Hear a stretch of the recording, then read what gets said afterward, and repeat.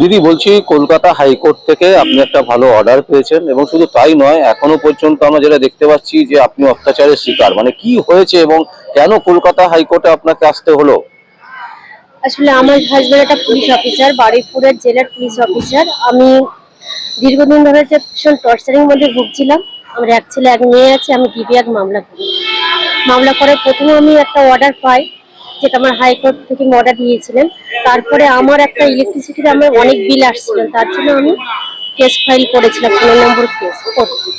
15 নম্বর কোর্টে আমি অর্ডার পাই যে 1 মাসের মধ্যে ডিবিআরটা শুনে নেওয়ার অর্ডার পেয়েছি। অর্ডার পাওয়ার পরেও আমার বাড়ি থেকে আমার ভীষণভাবে টর্চারিং আসছে এবং ওরা কোর্টে হাজির থাকছে না। ওরা বলছে আমরা কোনোদিন মেনটেন্যান্সের টাকা পয়সা দেবো না, এবং গেটের তালা দিয়ে দেওয়া হচ্ছে, ভিতরে ঢুকতেও দিচ্ছে না, বাইরে বেরোতেও দিচ্ছে না। এমনকি বারবার করে মারধর করে বাড়ি থেকে তাড়িয়ে দেওয়ার চিন্তা ভাবনা করছে। আমার এক ছেলে এক মেয়ে, আমি ছেলে মেয়েদের নিয়ে কোথায় যাবো? আমার যাওয়ার কোথাও জায়গা নেই, তার জন্য আমি শ্বশুরবাড়িতেই আছি। আমার হাজবেন্ড সবসময়, হাজবেন্ডের ভাই, দাদা সবাই মিলে আমাকে টর্চারিং করতে। শাশুড়ি বলছে যে তোমার এই বাড়ি থেকে চলে যাও। বাড়ি থেকে বারবার বলছে, আমি বারবার বলছি যে আমার এটা স্বামীর ঘর, আমার থাকার অধিকার আছে। আমার মেয়েকে পর্যন্ত আমি স্কুলে পাঠাতে পারছি না। বারবার বলছে ছেলেটানি করে দেবো, ছেলেটাকে বলছে যে গাড়ি ভেঙে দেবো, মারধর করবো। আমার ছেলে মেয়েকে নিয়ে ভীষণ অসহায়ের মতন বাড়িতে আছি। আমি অর্ডার পাওয়ার, হাইকোর্ট থেকে অর্ডার পাওয়ার পরেও কেন যে ওরা আমার সঙ্গে এত টর্চারিং করছে সেটা আমি বুঝতে পারছি না। তারপরে আমি সেখানে জানাই যে আমি অর্ডার পেয়েছি, তোমরা আমার টাকা পয়সা দাও, কিন্তু টাকা পয়সা কিছুই দিচ্ছে না, আমার সংসারটা চলছে না। আমার হাজবেন্ডকে জানানোর পরেই বলছে যে আমি কোনোদিন টাকা পয়সা কিছু দেবো না, যতই হাইকোর্ট থেকে তুমি অর্ডার নিয়ে আসো না কেন, আমি কোনো টাকা পয়সা দেবো না। এই মতো আমি এই অবস্থাতে আছি, বারবার হাইকোর্টে আসছি, আমি যাচ্ছি। আমি একটা মহিলা, প্রতিদিনত হাইকোর্টে যাওয়া আসা। আমার রাস্তাঘাটেও আমার বিপজ্জনক, আমাকে বলেও দেওয়া হয়েছে রাস্তাঘাটে যখন তখন আমাকে তুলে নিতে পারে, কোনো বিপদ আমাকে ঘটে যেতে পারে। আমি খুব অসহায়ের মতন যাওয়া আসা করছি প্রতিদিনত।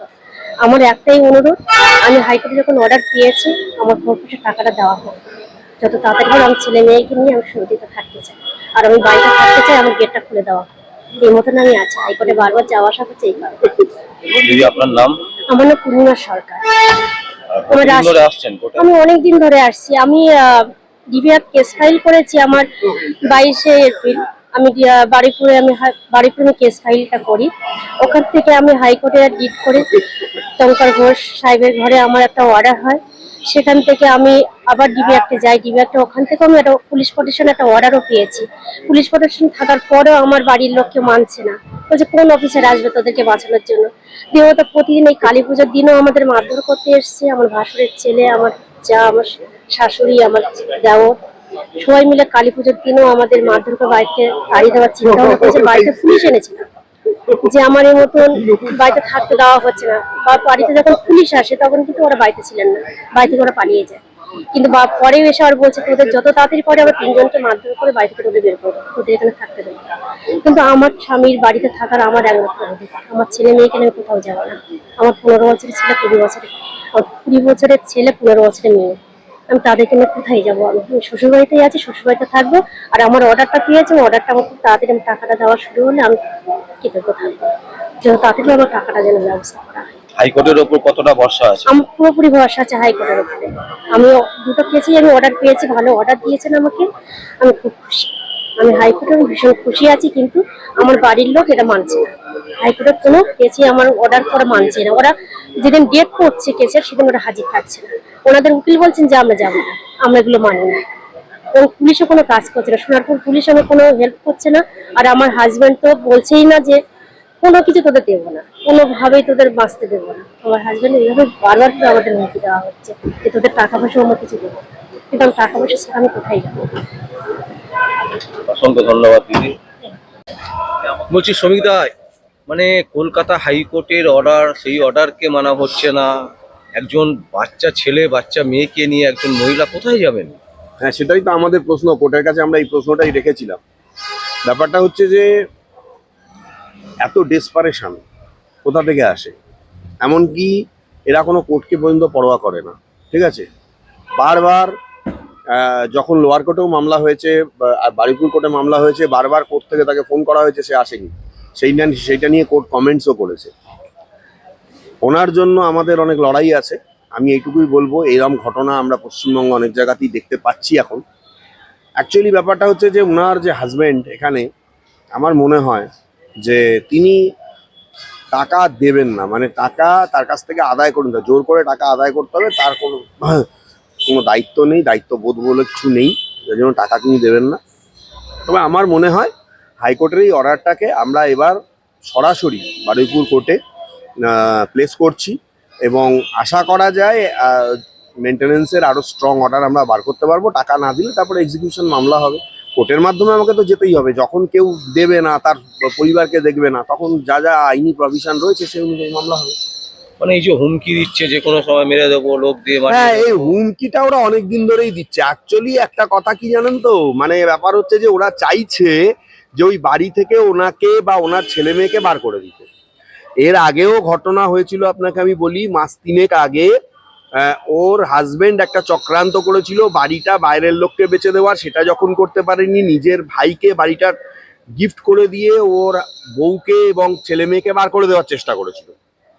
কিন্তু সেই গিফটের যে প্রসেসটা সেইটা লাস্ট মোমেন্টে আমরা জানতে পারি এবং সেটা বানচাল হয়ে যায়। সব থেকে বড় ব্যাপার হচ্ছে যে এই যে পুলিশ যে করাপ্টেড, এটার জ্বলন্ত প্রমাণ হচ্ছে যে এই পূর্ণিমা সরকারের হাজবেন্ডের মতো লোকরা। কারণ এই লোকটা পুলিশে চাকরি করে, আমি পরিষ্কার বলে দিই, এই লোকটার নামে 3-4টে ক্রিমিনাল কেস আছে। এর আগে অ্যাটেম্প টু মার্ডারের কেস আছে। এর আগে মানে হচ্ছে যে আমরা পরবর্তীকালে জানতে পেরেছি অন্য একটা মেয়েকে ফাঁসিয়ে সেখানে বিয়ে করতে গেছিল, সেই মেয়েটার সঙ্গে সেক্স করে এবং সেই মেয়েটার ফ্যামিলি এর নামে কেস করে। কিন্তু আমাদের এই ডিপার্টমেন্ট এতটাই করাপ্টেড যে এইরকম লোককে তারা সার্ভিসেও রেখে দিয়েছে। এক পুলিশ যে কতখানি করাপ্টেড এর তার প্রমাণ। কিন্তু আমি আপনাকে এই কথা বলে যাচ্ছি, আইনের প্রচুর জোর রয়েছে। ওনার যে হাজবেন্ড, পালিয়ে বাঁচার কোনো রাস্তা নেই, হয় ওকে জেলে ঢুকতে হবে। ওই যে জেলের ও পাহারাদার ওইখানে বারুইপুর, ওই জেলের মধ্যেই ওর স্থান হবে, আর 1.5 থেকে 2 মাস পর, 1 মাস পর। আর না হলে ও স্যালারি অ্যাটাচমেন্ট করিয়ে টাকা আমরা বার করবো। আমিও দেখতে চাই যে ও কত বড় পুলিশ অফিসার, আইনের হাত কত বড়, না ওর হাত বড়, না পুলিশ অনেক কিছু করতে পারে, সেটা ভবিষ্যতে প্রমাণ হবে। কিন্তু আমি মনে করি যে হাইকোর্ট একদম যথার্থ অর্ডার দিয়েছে, খুবই ভালো অর্ডার দিয়েছে। মেনটেনেন্স মামলা 1 মাসের মধ্যে শুনে নিয়ে অর্ডার করতে বলেছে এবং আমার ধারণা যে এরপরে ওনার মেনটেনেন্স পাওয়া বা উনি যে কষ্টের মধ্যে আছেন বা ওনার ছেলে মেয়েকে নিয়ে সেই জায়গাটা অনেক তাড়াতাড়ি মানে ওনার রিলিফ হবে এবং হচ্ছে যে ওনার স্বামীর টাকা, মানে ওনার যে হকের টাকা, মেনটেনেন্সের টাকা, সেটা উনি পাবেন। বলছি সোনারপুর থানাতেও উনি কমপ্লেন করে কোনো হেল্প করছেন না। সোনারপুর থানাটা হচ্ছে একটা মানে চোর চিটিংবাজের জায়গা, পরিষ্কার কথা। সোনারপুর থানা প্রচুর লোককে অ্যারেস্ট করে বা অনেক কিছু করে, এর আগেও আমি দেখেছি। আর পয়সা খেয়ে ওই থানার আইসি থেকে শুরু করে, ঠিক আছে, প্রত্যেকে পয়সা খেয়ে ওই থানা থেকে অনেককে রিলিজ করিয়ে দেয়।